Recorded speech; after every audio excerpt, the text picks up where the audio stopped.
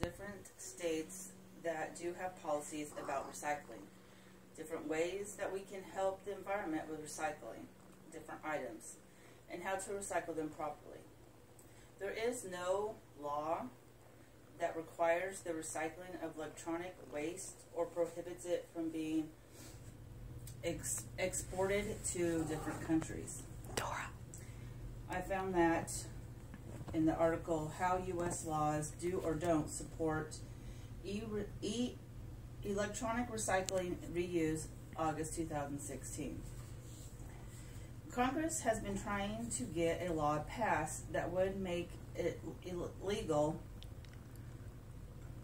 to do overseas dumping of toxins. The first state to actually pass an electronics recycling law was California in 2003. I found that also in the How U.S. Laws Do and Don't Support E-Recycling Reuse, August of 2016. Since California has had this law, 23 other states have also now put this law into force. Laboratories and democracy state law also fall short in other ways, but they are serving as the laboratories of democracy that Supreme Court Justice Luis Brandeis exercised in 1932. Also from How U.S. Laws Do and Don't Support E-Recycling Reuse, August 2016. There are 5 more lessons that we can learn from the states about recycling. Make requirements more specific. Encourage rural collection. With that one, like your smaller towns, like around us, we have a lot of small towns like Strang, On, Grafton. In our own hometown, I found out there's this guy that started his own recycling business here in town.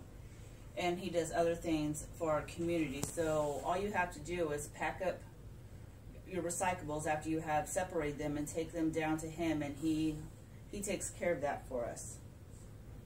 Also, we need to ban electronic waste from landfills, and we cannot let recycling decrease our reuse of it, because we can reuse so many different things. For instance, like newspaper. Instead of throwing it away, you can use it for gift wrapping. You also could tear it up and tie it together and use it for kindling for your fire, for your fire pit. You could also reuse it for, like, in your animals' cages for bedding. I found that from Mary White in the Ways to Help the Environment with Recycling.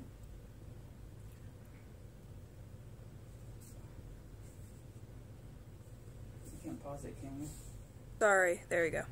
You can also make the scope of collection as broad as possible. I got that out of How U.S. Laws Do and Don't Support Recycling Reuse, August of 2016. Some more things that we can think of reusing is motor oil. Many companies that provide oil change services and general automotive repair collect motor oil for recycling. Recycled motor oil can be used for a variety of different things, but the one thing I found that was interesting is that you can use that for fuel for our ships. Also, food waste.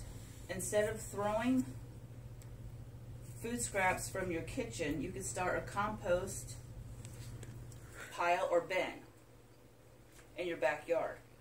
And when you make your own compost, it is more of an organic fertilizer for your flowers and for your garden. Therefore, you're not wasting all that food, but you are putting it into good use into your garden. Also, cardboard boxes. Instead of tossing them out, you could break them down and take them to a recycling center. Pause it.